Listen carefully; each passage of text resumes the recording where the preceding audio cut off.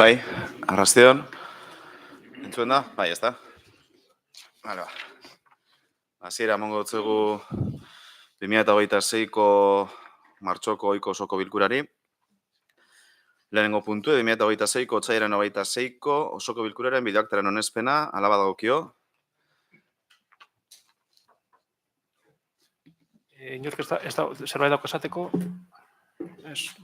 onartutzat ematen da.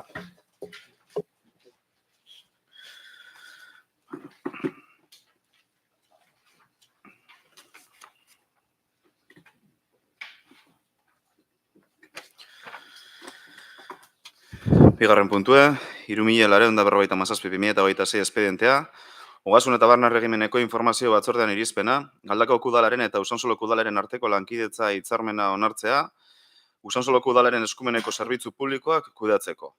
Alberto Albertetxe Ogasun Zinegotziak azalpenak emango dozkuz. Bai, arratsaldean eskerrik asko. Osoko bilkura honetara ekartzen duguna Usansoloko udalaren eta Galdakaoko udalaren arteko lankidetza hitzarmen bat da. 2026ko apirilaren 1-tik 2027ko martxoaren 31-ra Usansoloko udalaren eskumeneko zenbait zerbitzu publiko kudeatzeko. Usansoloko segregazioa eta udalerri berri gisa eratzea 2023ko abendutik eraginkorra, zerotik hastea izan zen haientzat. Horrek dakarzan zailtasun guztiekin. Baina Galdakaoko udalaren babesa izan zuen hasieratik, batez ere Usansolok behar zituen ia zerbitzu guztien kudeaketan. Bi udalek sinatutako lehen lankidetza hitzarmenean 59 kontratu kudeatu zituen Galdakaoko udalak Usansoloko udalerako.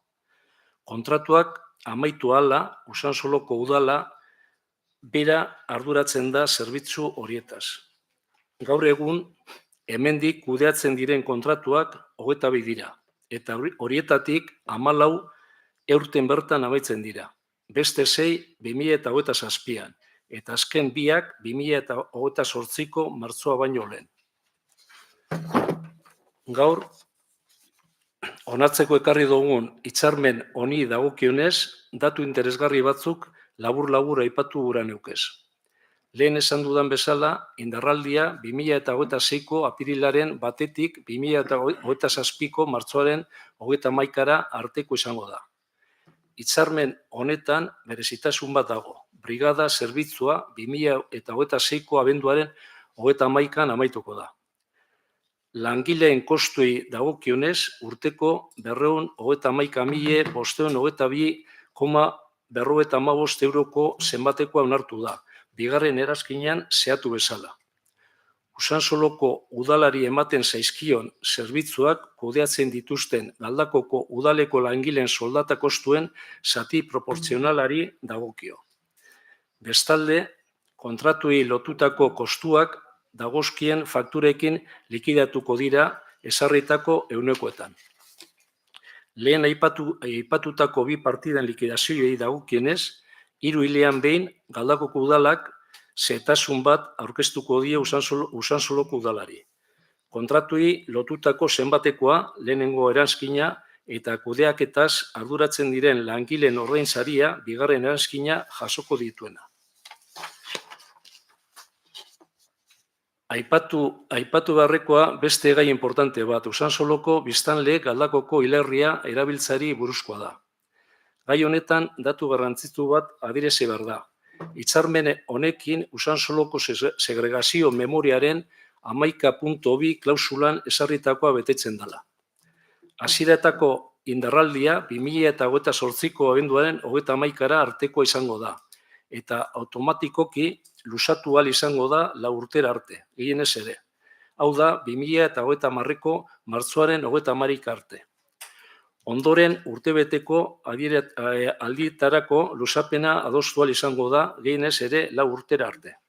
Urtean behin gutxienez, Usansoloko udalak Galdakaoko udalari jakinaraziko dio zer urratz egin diren hilerri propioa lortzeko. Usansoloko udalari laguntzea ez da erabaki arbitrario bat. Ez da mesede politiko bat. bete behar morala da, administrazio publikoen arteko lankidetzaren oinarrizko printzipio bati erantzunen diona. Eskerrik asko. Azalpenak entzun da, eztabaidara pasatuko gara. Osoak, Usansolorria. Bai, Bastion. Bueno, desenazioen prozesuan jarriteko ibilbidearen arabera batean ari gara, bai? Bueno, Albertoko esan den moduen, 22 kontratu dira, eta gehienak aurten amaituko dira. Azkenean ez dira 22, azkenean dire 24, ezta? Bueno, Ilierrena eta Brigadarena.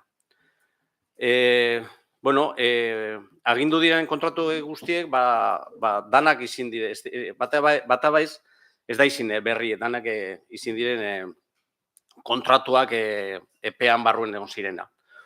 Orduen, astiro, Usansolo, bere gen hartu dauz, bai? Esan da bezala, 24 bat Brigadana eta bestea Ilierrena da. Brigadana, bi udalen arteko lankidetze txarmena da, uste dugu egoera normala dela bi udalen artean elkarlan aritzea eta elkarri laguntzea, eta, bueno, ez da lehenengo izango, ez da. Honen buruz, eskerrak emon gura dutzugu, Galdakoko udaleri akordio honetarako jarri dauzan errestasunak. Hau, datorren artean beha amaituko da, eta Usansolo bere obra eta zerbitzu brigada propioa izango duelako, eta, bueno, hori bidean dago ja. Eta Ilierrena osoko bilkura honetan onartuko memorian barruko akordioa da, ez dago besterik, eta, bueno, hau bere epeak ditu. Eskerrik asko. Terrisolista, Euskal Herria Jeltzalea, Euskal Herria Bildu. Ez dakit, bigarren txandarik berdan. Bozkatuko gu. Bozkatuko dugu, aldeko botoak, kontrako botoak, abstentzioa. Auzoak alde, Usansolo Herria alde, PSOE abstentzioa, EAJ abstentzioa, EH Bildu alde, hortaz proposamena onartzen da.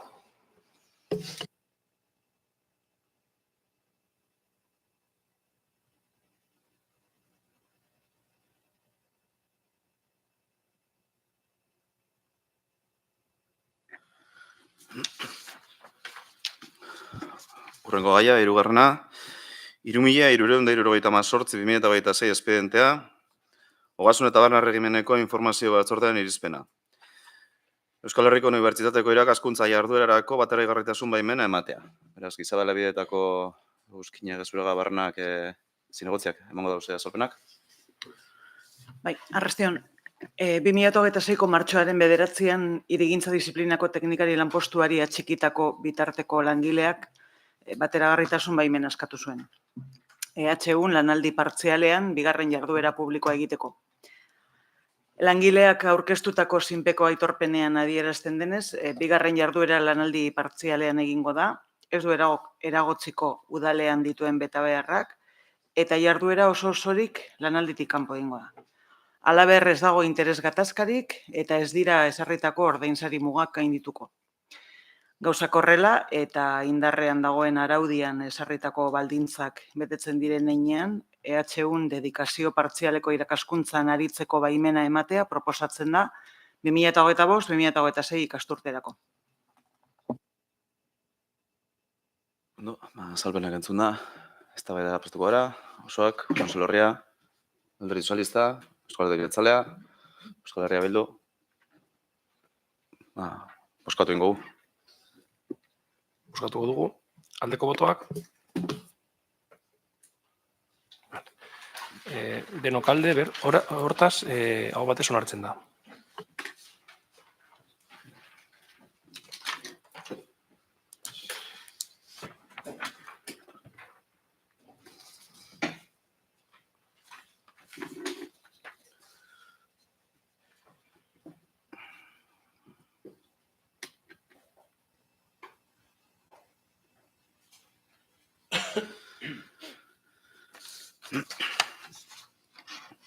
Laugarren puntue, 675/2026, espedientea, Alkatetzaren eta Ogasunaren eta Herrizaingo Sailaren informazio batzordearen batzorde bateratuaren irizpena. Galdakaoko udalaren berdintasunerako barne plana onartzea. Beraz, Ametsi Iturbe guztio berdintasun zinegotziak azalduko dozku gaia.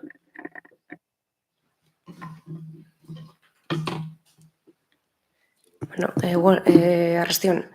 Gaurkoan Galdakaoko udaleko lehenengo barne planaren onarpen proposamena dakargu osoko bilkura honetara. Planak 4 urteko indarraldia izango du 2026-tik 2029-ra. Giza baliabideak, berdintasun arloa eta langileen ordezkariak elkarlanean egindako lehenengo berdintasun barne plana da. Barne plan honen helburua da emakumeen eta gizonen arteko lan diskriminazio oro eragoztea eta berdintasuna sustatzea erakundearen antolaketan eta langileekiko harremanetan. Planak enplegu publikoan tratu eta aukera berdintasuna sustatzearen arloan lortu beharreko helburuak jasotzen ditu. Baita helburu horiek lortzeko hartu beharreko estrategiak edo neurriak ere.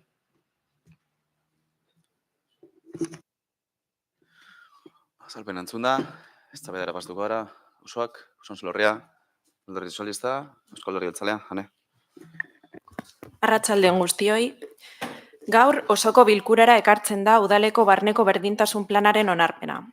EAJ-PNV-tik positibotzat jotzen dugu plan hau izatea eta udaleko langile guztiek egindako lana eskertu nahi dugu. Desde EAJ-PNV queremos empezar diciendo que valoramos positivamente que Galdakao cuente con este primer plan de igualdad interno. Además, es un plan obligatorio por ley, pero más allá de eso, creemos que es una herramienta importante para seguir avanzando como institución. También queremos agradecer el trabajo de todas las trabajadoras y trabajadores municipales que han participado en las reuniones y en la elaboración del plan. Sabemos que hay mucho trabajo detrás y creemos que es momento de reconocerlo. Dicho esto, sí que nos gustaría hacer una reflexión con ánimo constructivo. Se lleva trabajando este plan desde 2023 y no hemos tenido conocimiento de todo esto hasta la convocatoria de la Comisión Conjunta de Alcaldía y Hacienda, en la que se nos presentó un plan ya definitivo. Nos hubiera gustado poder participar y aportar ideas sobre este plan, pero no ha sido posible. Creo que hemos demostrado siempre nuestra disposición a trabajar, y más en un tema como la igualdad. Por eso os pedimos que de cara al futuro este tipo de procesos se compartan antes, para poder hacer un trabajo más conjunto entre todas y todos, que seguro que el resultado es más enriquecedor. Hori esanda, gogoeta bat egin nahi dugu. Plan hau 2023tik lantzen ari bada ere, ez dugu prozesuaren berri izan azken unera arte, eta ez dugu parte hartzeko aukerarik izan. Etorkizunerako halako prozesuak lehenagotik partekatzea eskatzen dugu, guztion artean lanketa hobea egiteko. Gure aldetik prest gaude elkarlanean jarraitzeko, berdintasuna benetako aukera dela uste dugulako gure udala eta herria hobetzeko. Y por nuestra parte, reiterar total disposición para trabajar conjuntamente, porque creemos que la igualdad no es solo cumplir con una obligación legal, sino una oportunidad real para mejorar como ayuntamiento y como pueblo. Y en ese camino creemos que es fundamental contar con todas y todos desde el principio. Euskal Herria Bildu. Bueno, beste hainbat gauza saldu baino lehen, plana 2024tik hasi ginen lantzen ez 23tik, eta batzordean komentatu gendun bezala, igual arloen arteko elkarlan hori egin gendunean, beste parte oposizioaren parte hori be, kontuan hartu behar gendun. Alan dabe, uste dugu plana atal edo langile guztiek jaso dutela, euren aportazioak egin dutela, eta hemen benetan jaso behar direzen diagnostikoak eta iritziak direz, ez gure partekoak, dinot, ez hemen gauzen honak, baizik eta etxe honetan lan egiten duten beste langileena. Alan dabe, esan gendun komisioan be, jasotzen dugu eta urrengorako be, partekatuko dugu urrengo planetan, eta kronograma honen segimendua egiten, konpartituko dugula zuekin. Hau esan da, bai azaldu nahiko nuke apurtxu bat barne plan honen ardatz nagusiak. Egoeraren diagnosi bat egin ostean, identifikatu ziren 4 ildo nagusi edo 4 erronka nagusi.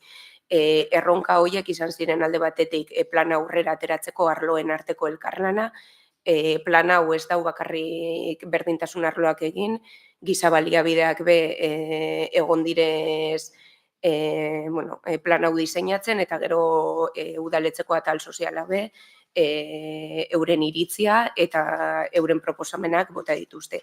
Orduan, uste dugu plan honetan jasotzen dena erantzuteko, guztion elkarlana behar dugula. Bigarren erronka nagusia identifikatu zana, trebakuntza da. Udal langileak genero ikuspegiz lan egiteko gaitzea eta horretarako trebakuntza, formakuntza eta orokorrean genero ikuspegia txertatzeko baliabideak ematea udal langile guztiei. 3. atala izan zen egituretan genero arrakala ekiditea eta 4. erronka nagusi bezala identifikatu zen erakundearen kultura berdinzaleagoa sustatzea. Hau guztia esan da, uste dugu, tituloan esaten da udaletxeko barne plan bat dela, baina uste dugu ez dela geratzen barne plan bat bezala. Azkenean, etxean egiten dugun lana gero herrian eragina edukingo du. Orduan, uste dugu egiteko modu ezberdin bat dela, feminismoa erdian kokatzen duena eta zeharkakotasunean lantzen dituen plan bat dela. Udal barruan dauzen egoerei erantzun zehatz bat emateko balio izango duena. Orduan, aipatu dan bezala, legeak behartzen gaitu hau egitera, baina uste dugu legetik haratago doala plan hau. Gure identitatearen parte dela, feminismoa etxe barruan zein kanpoan landu beharreko gauza bat dela, eta gure oinarri gisa dela. Eta horrek eragina edukingo duela, aipatu dudan bezala, ez bakarrik etxe honetako lan egiteko moduetan, baizik eta kanpora eragingo dituen gauzetan, izan herritarren arretan, izan egiteko moduetan eta ondorioz kanpoan egin eta diseinatuko direzen ekintzetan. Beraz, positibotzat jotzen dugu guk hau guztia eta eskertzen dugu hainbat arloren elkarlana eta komite osoaren lana, adostasun osoz landu dugulako plana eta onartu dugulako fase honetan arte. Ikusiko dugu oin, zer gertatzen den, espero dut, danok onartzea hau batez. Besterik gabe. Bigarren txanda, osoak, Usansola Herria, Garri Solista, Euskal Herria Jeltzalea, Euskal Herria Bildu, boskatu ingo. Boskatuko dugu, aldeko botoak, kontrako botoak, abstentzioa. Osoak alde, Usansola Herria alde, Alderdi Sozialista alde, EJ abstentzioa, EH Bildu alde, hortaz proposamena onartzen da.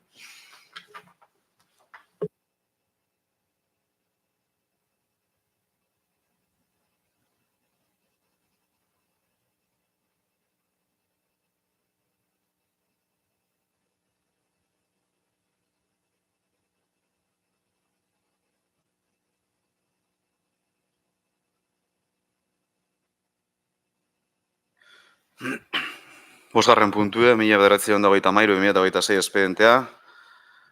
Lurraldeko informazio batzordean irizpena, igogailuak, arrapala mekanikoak, karga jasogailuak, plataformak eta beste jasogailu batzuk mantentzeko eta kontserbatzeko zerbitzu kontratuaren luzapeana. Egira hon, ituru hormetxe zinegotziak, irigintza zinegotziak azalpenak emango gauz. Arrastion dan hori. Gaurko osoko bilkuran, igogailuen, arrapala mekanikoen, karga jasogailuen plataformen eta bestelako jasogailuen mantentze eta kontserbazio zerbitzua prorrogatzeko kontratuaren luzapena onartzeko eskatu nahi dugu. Kontratu hau 2022ko maiatzaren batean hasi zen 4 urteko iraupenarekin. Beraz, 2026ko apirilaren 30ean amaituko da. Administrazio klausula zehatzen agirian jasotakoari jarraituz, kontratu hau urtebetez luzatzeko aukera aurreikusten da. Hori dela eta, luzapen hau onartzea proposatzen dugu. Zerbitzua 2026ko maiatzaren batetik 2027ko apirilaren 30 arte luzatuz, Teka Elevadores enpresarekin. Ondorioz, udalbatzari eskatzen diogu proposatutako luzapen hau onar dezala, zerbitzuaren jarraipena eta instalazioen mantentze egokia bermatu dadin. Eskerrik asko. Baina azalpenak entzunda, eztabaidara pastuko gara, Auzoak, Usansolo Herria, Alderdi Sozialista, Eusko Alderdi Jeltzalea, EH Bildu, ez? Bozkatuko gu. Bozkatuko dugu, aldeko botoak, kontrako botoak, abstentzioa. Auzoak alde, Usansolo Herria alde, Alderdi Sozialista abstentzioa, EAJ abstentzioa, EH Bildu alde, hortaz proposamena onartzen da.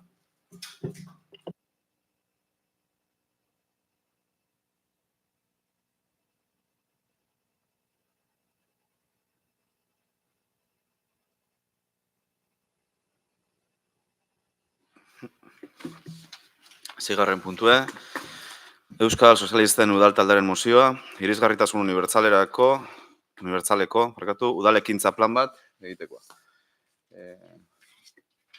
Eta aldetik lehidu mozioan, edo zuen moduan, gero emendakin bat dago, bai, eta emendakina registratu duten taldek irakurriko dute. Vale, eskerrik asko alkate, eta, bueno, arratsaldeon guztioi. Voy a hacer una lectura resumida de la moción, ¿vale? Moción para la elaboración de un plan de acción municipal de accesibilidad universal. La accesibilidad es un elemento indispensable para el ejercicio pleno de los derechos de todas las personas, con seguridad y autonomía independientemente de su condición. Por tanto, la necesidad de incorporar de manera transversal en el diseño de nuestros servicios, equipamientos y políticas públicas las miradas y las necesidades de las personas con movilidad reducida, diversidad funcional, intelectual, sensorial o cognitiva ha de ser un elemento imprescindible de la acción política local, identificando y atajando las barreras arquitectónicas, físicas, sensoriales y cognitivas a lo largo de todo el municipio y sus barrios. Sin negar los avances que en esta materia se han producido en el municipio de Galdakao y en algunos de sus barrios, desde el Grupo Municipal Socialistas Vascos Euskal Sozialistak vemos la necesidad de planificar, ordenar, calendarizar, impulsar y, sobre todo, materializar actuaciones y proyectos de accesibilidad a lo largo de todo el municipio y de sus diferentes barrios. Teniendo en cuenta los trabajos y estudios ya realizados para diferentes proyectos aún sin materializar, las demandas y propuestas recibidas por medio de los diferentes procesos de participación ciudadana, las necesidades de accesibilidad aún sin cubrir, la identificación de nuevos desafíos y necesidades, etc., los socialistas proponemos la elaboración de un plan de acción municipal de accesibilidad universal, un plan que recoja todo lo mencionado y suponga una hoja de ruta para la materialización real e implementación de los necesarios proyectos de accesibilidad a lo largo de todo el municipio, identificando criterios, prioridades, necesidades económicas y fechas. Todo ello con el fin de establecer un compromiso por parte del Gobierno municipal para hacer realidad los diferentes tipos de proyectos de accesibilidad que se identifiquen como necesarios, así como para realizar un ejercicio de transparencia hacia la ciudadanía. Por tanto, el Grupo Socialista propone la siguiente moción. Instar al Gobierno municipal a la elaboración de un plan de acción municipal de accesibilidad universal que establezca de manera clara los recursos económicos necesarios, plazos de ejecución y criterios de prioridad, entre otros, para la construcción de ascensores y rampas mecánicas en el municipio, con el fin de acelerar su realización. Que identifique y priorice diferentes actuaciones de accesibilidad, tales como ensanchamientos de acera, rebajes, rampas, etcétera, a lo largo de todo el municipio, que aun no siendo de la envergadura de obras como ascensores o rampas mecánicas, impacten en la accesibilidad y la calidad de vida en el municipio y sus barrios. Que tenga en cuenta de manera transversal la diversidad funcional, sensorial y cognitiva de los vecinos y vecinas de Galdakao en el diseño de las políticas públicas, ayudas, equipamientos, servicios municipales, etc. Que los estudios y proyectos ya realizados y las demandas recogidas de los procesos de participación ciudadana sean incorporados a la planificación sin menoscabo del impulso de nuevas formas de participación ciudadanas y de entidades sociales que contribuyan a enriquecer el proceso. Incorporar la perspectiva de género en el plan y en las correspondientes acciones. Eskerrik asko.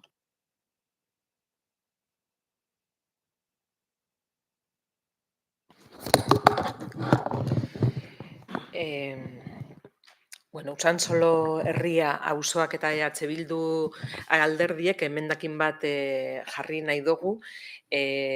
Konkretuki, orain Viktorrek irakurri dituen 5 puntu hoiei beste puntu bat gehiago gehitzea planteatzen dugu.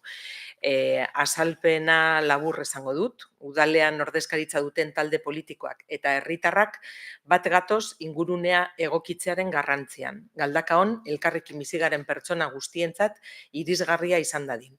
Irisgarritasun unibertsala, aukera berdintasuna sustatzeko modu bat da. Baina gainera onuragarria herritar guztientzat. Horregaitik, aberasgarria iruditzen zaigu, mozioan planteatzen den irisgarritasun unibertsalerako udal ekintza plana, udal ordezkaritza duten talde politikoen arteko kontsentsuaren emaitza izatea.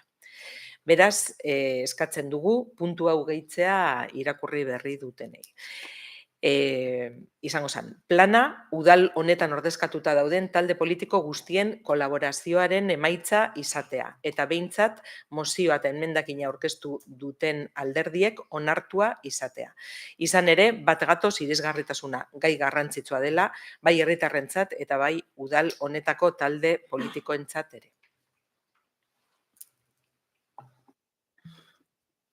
Mozio eta emendakina irakurrita. Eztabaidara pastuko gara, auzoak. Arratsaldeon. Desde el equipo de gobierno queremos subrayar que la mejora de accesibilidad en Galdakao no es una actuación puntual, sino una apuesta estratégica sostenida en el tiempo, construida además de la mano de los vecinos y vecinas del municipio.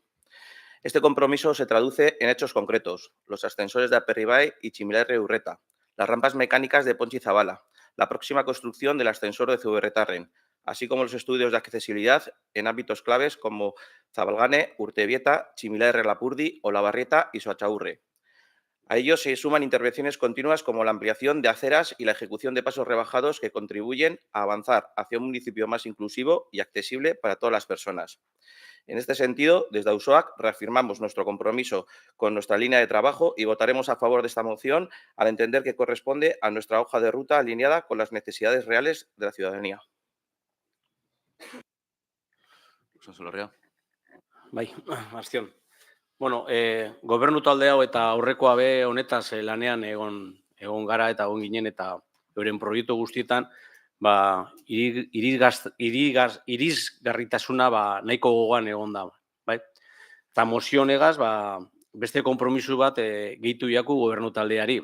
Eta osoko bilkura honetarako garenako kidei. Beraz be gu ados gauz. Andrés Solista. Eskerrik asko. Bueno, como ya se ha ido mencionando, todos y todas somos conscientes, tanto grupos políticos como ciudadanía en general, de que las características propias de nuestro municipio, de Galdakao, y las características propias de muchos de sus barrios hacen que en numerosos entornos existan problemas importantes de accesibilidad que suponen, a su vez, pues, un condicionante importante en la calidad de vida de muchos vecinos y vecinas y en su capacidad de desplazarse o de hacer su vida cotidiana con normalidad o con la normalidad que otras personas sí que tienen. Esos problemas de accesibilidad afectan especialmente a personas con movilidad reducida, a personas mayores, pero en general hay que verlo con la perspectiva de que somos todos potenciales sufridores de esos problemas de accesibilidad, porque todos acabaremos siendo personas mayores, podemos tener cualquiera accidentes o problemas que nos hagan estar, aunque sea de manera temporal, con una movilidad reducida. Es decir, que hay que ver la accesibilidad universal con esa perspectiva global y con la sensación o con la visión de que es algo que nos afecta a todos y a todas. Es un problema importante y es un problema complejo. Somos conscientes de que es un reto, un problema que tiene una solución difícil y que supone un esfuerzo para la administración pública desde el punto de vista económico, desde el punto de vista de la gestión, desde el punto de vista técnico. Eso no lo obviamos, pero precisamente por eso, porque son problemas complejos de resolver, lo que proponemos con esta moción y con esta propuesta de plan es afrontar esa complejidad, pues, identificando los puntos críticos de problemas de accesibilidad, que además es algo que ya propusimos a través de una enmienda en los presupuestos en el debate del año 2024. Creemos que es importante ordenar prioridades, establecer criterios claros de actuación, planificar, prever los recursos económicos que son necesarios, en definitiva, establecer una hoja de ruta y analizar el impacto de las diferentes actuaciones. Y cuando hablamos de esa accesibilidad en términos de movilidad, de esos proyectos, esas actuaciones, hablamos de obras de grandes dimensiones, como pueden ser ascensores o rampas mecánicas, y hablamos también de esas obras no tan grandes, pero como rebajes, pequeñas rampas, ensanchamientos de acera, pero que tienen también un potencial de mejorar la calidad de vida de vecinos y vecinas de muchos barrios, muy a tener en cuenta. Pero no podemos perder la perspectiva de que hablamos de accesibilidad universal. Es decir, hablamos de la igualdad entre todas las personas, de personas de todo tipo de condiciones.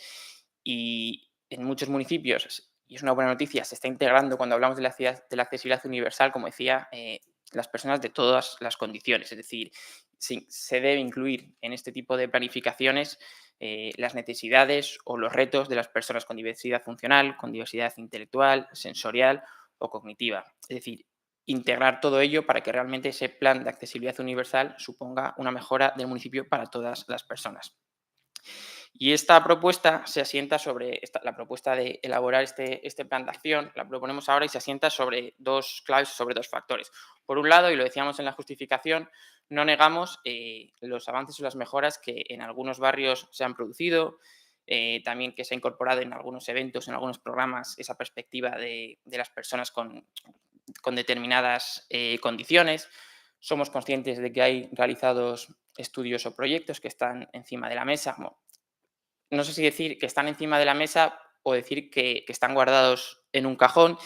Y somos conscientes también de que determinados proyectos de participación ciudadana, como puede ser Ausotic, pues han supuesto una fuente de información también para detectar necesidades importantes. Entonces, eso es un factor que da pie a nuestra petición. Pero el otro, que entendemos que no es menos cierto, es que hay un atasco, percibimos un atasco o una ralentización, no solo nosotros, sino entendemos que vecinos y vecinas de muchos barrios a la hora de implementar o de hacer realidad proyectos de accesibilidad en determinados barrios. Y eso está generando una frustración importante en muchos vecinos y vecinas. Basta hablar con personas de Zuazaurre, de Urtebieta Sindicales, Zabalgane, Chimelarre, en fin, de diferentes barrios, de La Barrieta, que sienten que este gobierno puso encima de la mesa una serie de compromisos o de promesas que no se están cumpliendo y que genera pues, una frustración de las expectativas y tiene un impacto negativo en la calidad de vida y en las necesidades de las personas de estos barrios. Entonces, teniendo en cuenta, por un lado, tanto lo que se ha hecho como lo que no se ha hecho y entendemos que hay que hacer, esta propuesta, esta moción para elaborar un plan de acción lo que busca es planificar, como decíamos, planificar, identificar, priorizar, ordenar y sobre todo implementar actuaciones. Y teniendo en cuenta también que ese plan debe servir como un ejercicio de transparencia hacia la ciudadanía para que sus expectativas con respecto a las actuaciones que se van a realizar en los barrios pues se ajusten a la realidad de las intenciones del equipo de gobierno. Es decir, este es un plan para acelerar e implementar actuaciones. No puede ser una excusa para volver a enredarnos en estudios, en análisis, sino que tiene que ser una planificación para acelerar e implementar proyectos y clarificar la situación y las actuaciones futuras. Es decir, es una aportación constructiva que hacemos. Y respecto a la enmienda, decir que aceptamos la enmienda y luego en la segunda intervención, si tengo tiempo, pues explicar un poco nuestra visión sobre dicha enmienda. Es que ricasco. Eusko Alderdi Jeltzalea, Alfredo. Arrastion guztioi. Bueno, a nosotros, al leer la enmienda del equipo de gobierno, sí que nos ha causado una cierta perplejidad y una especie de déjà vu, porque al exigir a través de la enmienda un compromiso, una colaboración al resto de los partidos conformantes del Pleno para aprobar esta moción, nos ha venido a la cabeza el hecho de que esa colaboración esa cooperación que solicita ahora el equipo de gobierno ya se dio. Y se dio ahora mismo hace como año y 3 meses. Y fue nada más y nada menos que un pacto presupuestario que el PNV firmó con el equipo de gobierno, poniendo sobre la mesa temas de accesibilidad. Y temas de accesibilidad, tengo aquí el documento, muy importantes, que hoy se dan a colación. En este pacto presupuestario que se firmó el 11 de diciembre de 2024 para los presupuestos de 2025, pues ya se recogían mejoras en Olavarrieta, mejoras de acciones en la seguridad de Chimelarre-Becoa, en Jugo, en Chimelarre-Goicoa, una pasarela aérea y luego otra serie de proyectos de accesibilidad accesorios, pero que eran absolutamente necesarios y que se iban a poner en marcha en 2025. Entonces, cuando hablo de déjà vu me refiero a esto. O sea, realmente esa colaboración que se solicita se dio. ¿Qué mayor colaboración se puede dar desde el principal partido de la oposición que apoya unos presupuestos a cambio de un programa completo de accesibilidad? Bueno, pues ese incumplimiento flagrante de muchas de estas cuestiones que se pactaron es la que, bueno, pues a través de la moción del PSOE nos ha traído aquí. Y en ese sentido nosotros agradecemos el recordatorio que en este sentido hace el PSOE de esta cuestión, ¿no? Porque entendemos que los consensos son para cumplirlos. Y en temas de accesibilidad, sobre todo. Son temas excesivos, sobre todo muy sensibles, ¿no?, para la ciudadanía. Entonces, el hecho de que ahora se solicite colaboración, pues bueno, nosotros creo que le hemos dado ampliamente. Miren, la accesibilidad siempre ha sido bandera en este partido, en el PNV, lo llevaba en su programa electoral, lo puso encima de la mesa, como he comentado, a la hora de apoyar unos presupuestos, porque entendíamos que era una cuestión de vital importancia. Y el no cumplirlo o el solicitar ahora colaboración, pues a mí, bueno, pues me induce a pensar que esta colaboración que se solicita es o un brindis al sol o un escudo para que en el caso de que se produzcan incumplimientos, como así ha sido el caso, la culpa quede repartida bajo el paraguas de la colaboración entre todos. Nosotros votaremos que sí, porque consideramos que es como decía, una cuestión de vital importancia, pero como decía, insisto, para que se cumpla, no que se convierta en un brindis al sol. Beraz, argi dago, irisgarritasuna beharrezkoa eta funtsezkoa dela, ezinbestekoa dela esango nuke, baina alderdi politikoen artean sinatutako akordioak betetzea ere bada, eta hori zoritxarrez normalean ez da horrela agertu. Agiri honetan dago adibidea.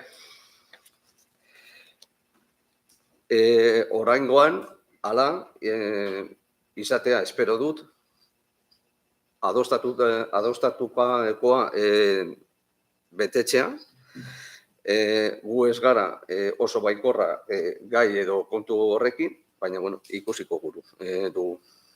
Besterik gabe, eskerrik asko. Euskolari Bildu. Eskerrik asko. Arrastion barriro danori. Lehenengo eta behin eta itxartzearekin hasi aurretik gauza bi entzun dituenak. Guk bai, emendakin bat jartzen dugu eta emendakin horretan eskatzen dugu guztion kolaborazioa. Eta argi daukagu orain 13 hilabete sinatu genuena eta ez badugu lortu egitea 12 hilabete horietan horren ostean etorritako 12 hilabetetan oraindik ez daukagu ahaztuta egin beharreko lanak direla. Eta egin beharreko lan horiek mai gainean ditugu berreskuratu genituelako partida horiek jarri genituenak 2025ean, 2026ean, eta saiatuko gara esandakoa Tximelarre Goikoan, pasarela aereoa, berristea, espaloia berristea, eta esan dituzun besteak, jugo uste dut ja egina dagoela esan dituzun hoien artean, baina besteak ere eguneratuko dugu eta guk argi daukagu hori sinatu genuela eta egin beharra daukagula. Hemen jarri zaigunean, mai gainean eta ez kajoi barruan, mai gainean jarri zaigunean aukera hau non planifikazio bat egingo dugun eta aurkezten zaigun mozio bat non planifikazio hori aurrera eraman dezakegun danok adostuta, eta ikusten dut, orain Alderdi Sozialistak gure emendakina onartu egin du, zuek emendakina ez gustatu arren EAJak pentsatzen du hori ere egingarria dela eta baiezkoa bozkatuko diola, horri guk ere uste dugu ideia ona dela eta aurrera jarraitu dezakegula. Eta Alderdi Sozialistak esandakoaren aritik eta auzoak taldeak esandakoaren aritik, guk ere uste dugu gauza batzuk eta ja oinarri batzuk badaudela egina, baina antolaketa bat ondo etorriko litzatekela guztion artetik adostuta aurrera eramateko. Eta hori esan da, Partido Sozialistak edo PSE udal taldeak aurkeztutako mozioa aztergai dugu gaurkoan. Haien proposamenak funtzean Galdakaon irisgarritasun antolatu eta planifikatzea du xede. Norabide horrekin bat egiten dugun arren, ezinbestikoa da, guztioi, herritarrei eta udalbatza honi argitzea Galdakao jada eraldaketa prozesu sakon batean murgilduta dagoela. Eta gure gobernu taldeak egindako lana mozio honek eskatzen duenaren gainetik dagoela askotan. Guk ez dugu soilik irisgarritasuna hitz egiten, guk irisgarritasuna ardatz hartzen dugu egiten ditugun esku hartzeetan. Hona hemen datu zehatzak. Orografia zailena duten eremuetan esku hartu dugu. Aperribai auzoan adibidez, 4 igogailu eta arrapala mekaniko bat jarri dugu. Auzotarren bizikalitatea erabat aldatuz. Bide beretik, Pontxi Zabala kalean ere irisgarritasun osoa burutu dugu. Proiektu estrategikoak martxan daude. Zuatzaurren jada esekuzio proiektua daukagu 2 igogailu eta 2 arrapala mekaniko aurreikusiz. Eta benetan ez dago kajoi baten barruan. Ezagutzen dituzue eta batzordetan ezagunak dira zuentzat. Urtebieta eta Olabarrieta auzoetarako bideragarritasun azterlanak eta aurre proiektuak gure esku daude. Igogailu berriak eta metroarekiko konexio seguruak diseinatuta dituztelarik. Eta horrez gain, Zabalgane, Tximelarre eta Zubiaurretaurren kaleko igogailuak egiteko proiektuak udaletxean izango ditugu esekutatzeko prest. Plan horrek hartuko dituenak eta plan horrek izango dituela bermatuko duguna. Berritze integralei dagokionez, azken urteotan, irisgarritasun arau zorrotzenak betez berritu ditugu Lapurdi, Ganeko Gorta, Sollube, Bilbo eta Muguru kaleak. Gaur egun Txomine Gilior kalearekin egiten ari garen bezala. Hori dela eta mozio hau babestuko dugu. Gure partaidetzaren bidez bermatuko dugulako plan berri honek dagoeneko egindako azterlan proiektu tekniko eta parte hartze prozesu guztiak bereganatuko dituela. Argi utzi nahi dugu, ez garela horri zuri baten aurrean eseri behar. Zer egin asmatzeko? Esan dezakegu Galdakaon irisgarritasunaren etxe eraikitzen ari garela jada, eta plan hau etxe horren gela bakoitzaren lehentasunak markatzeko gure eskema izango dela. Baina ez desaguna ahaztu, oinarriak eta hormak jada sendo eta zutik daudela. Eskerrik asko. Bigarren txanda, osoak, Sonsolorria, Alderdi Sozialista. Eskerrik asko berriro. Bueno, como decía en la primera intervención, aprovecho ahora para explicar un poco cómo vemos la enmienda, porque es verdad que, bueno, la redacción nos ha generado dudas o nos ha dejado pensando. Nosotros entendemos que los acuerdos no son un punto de partida, tiene que ser un punto de llegada en base pues, a las dinámicas que se den en el proceso de elaboración del plan. Entonces, bueno, sí es verdad que nos choca que se hable ya, que se prevea ya un acuerdo entre los diferentes grupos. No sabemos si interpretar eso como que si a la oposición, en este caso a nosotros, no nos gusta el documento final, pues el gobierno no va a seguir adelante con él, o si lo que se pretende es que la oposición asuma, porque ya se ha comprometido a acordar, cualquier propuesta que venga del equipo de gobierno. En cualquier caso, hemos optado por hacer una interpretación benévola de la enmienda y nos quedamos con la interpretación de que lo que en realidad se pretende decir es que vamos a establecer un marco o una dinámica de colaboración, oposición, gobierno, para buscar pues, las mejores soluciones posibles, y esa interpretación queremos hacer de la enmienda. Teniendo en cuenta también que en ese proceso de elaboración, por mucho que sea compartido, el gobierno tiene unos recursos económicos, técnicos, humanos, de asesoramiento, por ser el gobierno, que la oposición no tiene. Entonces, es una colaboración de recursos desiguales y con roles desiguales y con responsabilidades desiguales, y eso también hay que tener en cuenta. Pero bueno, aceptamos la enmienda. Y simplemente quería decir, respondiendo a lo que se decía en esta última intervención desde EH Bildu, que si nosotros ya hemos dejado explícitamente en la justificación de la moción que no empezamos de cero. Es decir, que hay como cierta obsesión por dejar claro que ya se han hecho cosas. Bueno, ustedes son el gobierno, tienen recursos técnicos, económicos, llevan 7 años gobernando, tienen presupuestos altos, entonces pues sí, evidentemente se han hecho cosas, nadie duda de ello y nadie dice que esto suponga una hoja o que esto parta de una hoja en blanco. Pero también es cierto, sin obviar, que se han hecho cosas y se han hecho cosas bien, no tenemos ninguna necesidad de negarlo, que se han adquirido compromisos electorales o compromisos de gobierno o compromisos con vecinos que no se han cumplido y que en diferentes barrios que ya se han ido mencionando, pues generan frustración y expectativas incumplidas.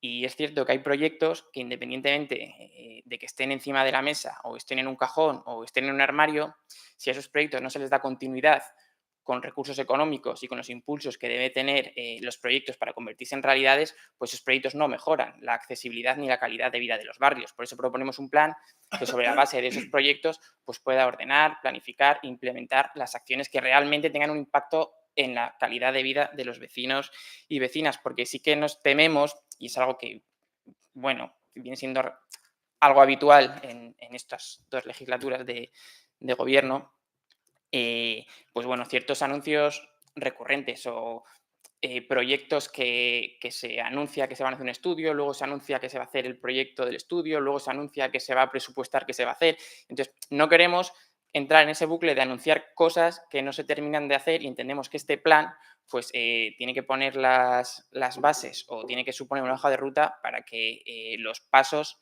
supongan avances y no caminar en círculo, ¿no? Y agradecemos la disposición del gobierno a recoger el guante y a asumir este plan como una forma de acelerar esas actuaciones de accesibilidad y que realmente esperamos que sirvan para implementar y para materializar proyectos, para acelerarlo y para que los vecinos y vecinas, sobre todo de determinados barrios, como hemos dicho antes, Zuazaurre, Urtebieta Sindicales, Chimelagarre, Olavarrieta, Zabalgane, pues efectivamente tengan la sensación o puedan percibir que hay una hoja de ruta y un camino proyectado para recorrer en términos de mejorar la accesibilidad de sus barrios. Eskerrik asko.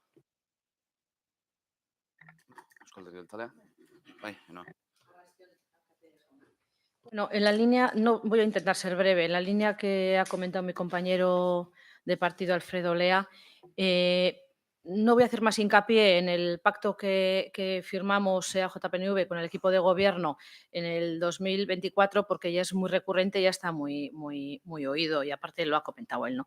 Pero sí es verdad que quería puntualizar una cosa y la moción que trae hoy el PSOE y la enmienda que presenta el equipo de gobierno, quería aclarar que nuestro sí va a ser un sí confiando en que las cosas se hagan pues de buena manera. Quiero decir, nosotros ya tenemos la experiencia del pacto que firmamos en el 2024, de lo que no se ha cumplido prácticamente nada.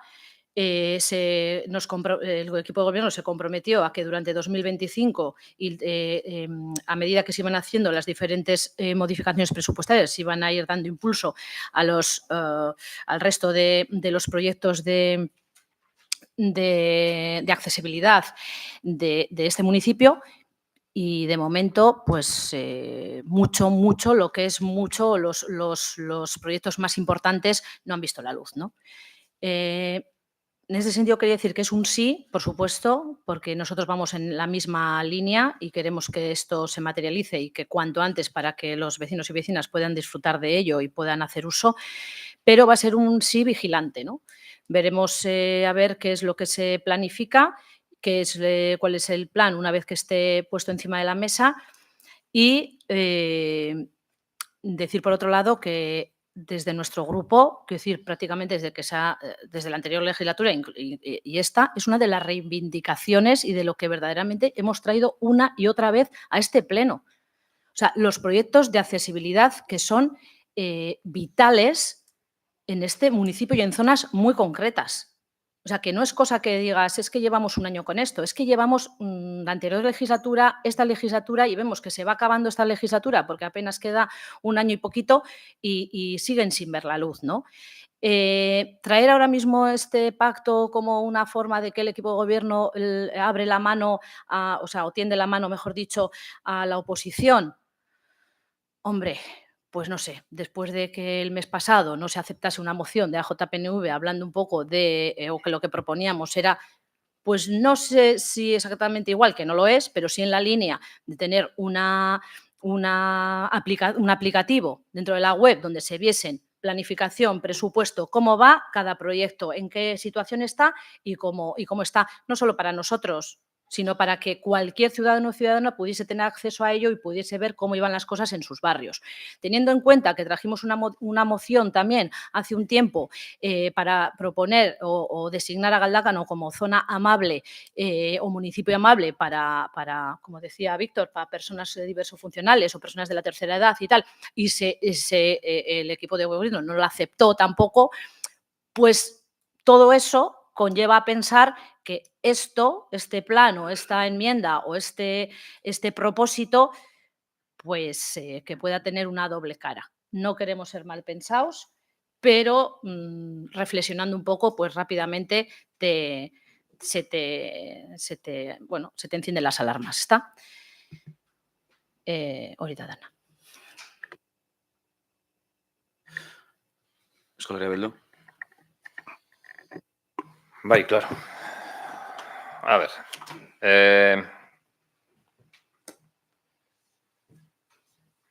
Ikusten dut, lan honek gauza askotan lagundu gaitzakela guztioi.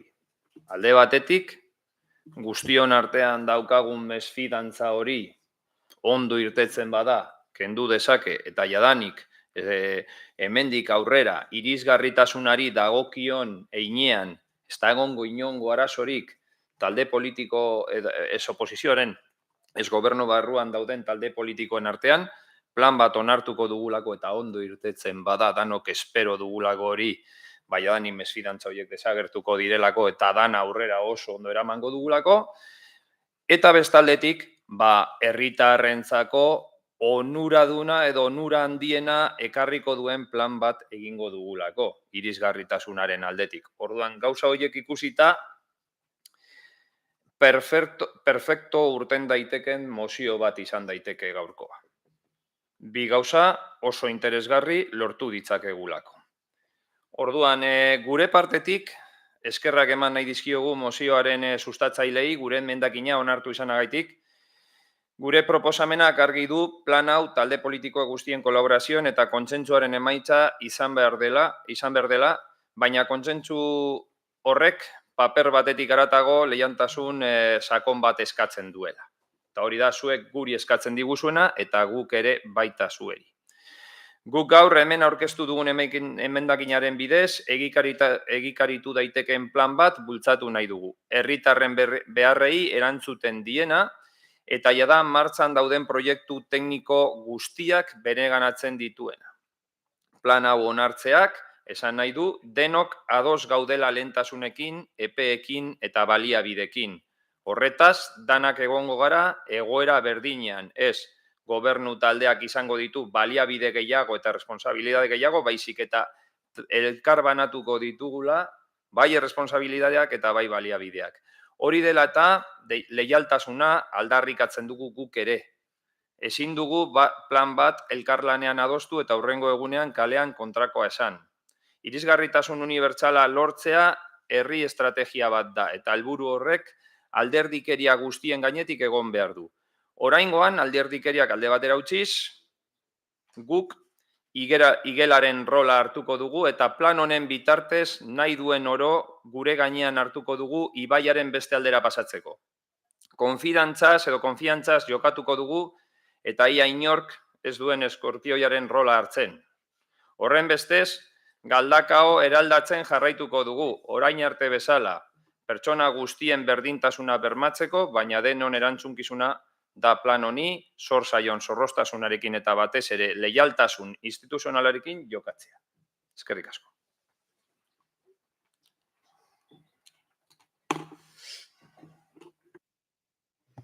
Bai, bueno, nik labur hemen aipatzen dan, ez dakit, utzi nahi dan sentsazio baten inguruan, ez?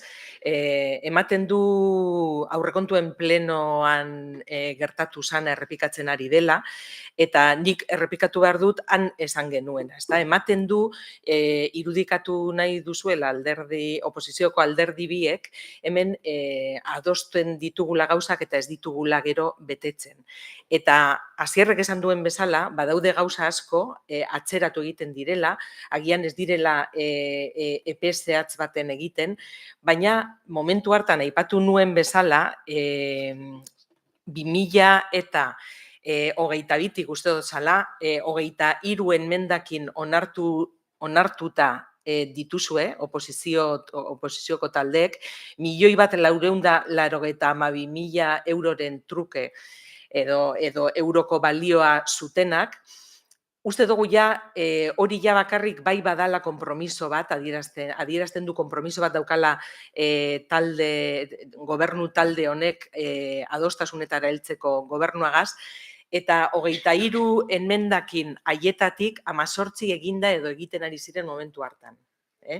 Orduan, uste dut datuak hor daudela eta gure konpromisoa gauzak ateratzen joateko argia dela.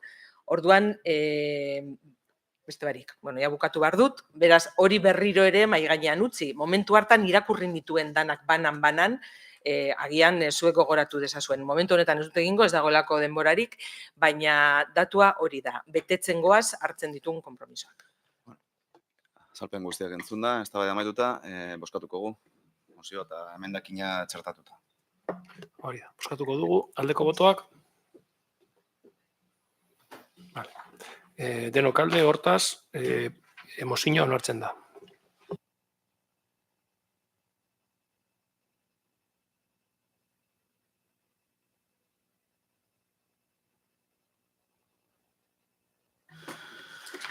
Zazpigarrena, 8.841 espedientea, 2025eko ekitaldiko aurrekontuaren likidazioaren berri ematea. 8garrena, 1.875.2026 espedientea, 2026ko ekitaldiko udala aurrekontuko lehen kredituaren aldaketaren berri ematea, kreditu gerakinak sartzea. 9garrena, 2026ko otsailaren 18tik martxoaren 17 arte emandako alkatetza dekretuen eta zinegotzi delegatuen ebazpenen kontu ematea. Eta 10garrena, galderak eta eskaerak. Galderarik, eskaerarik. Bukatu baino lehen, animatu jente guztia bihar goizeko 7etan zapatia jartzera. Ondo gozaldu, ondo hermosau, eta danok korrika itera bihar goizean, bai? Euskan alde galdakon be bai. Eskerrik asko.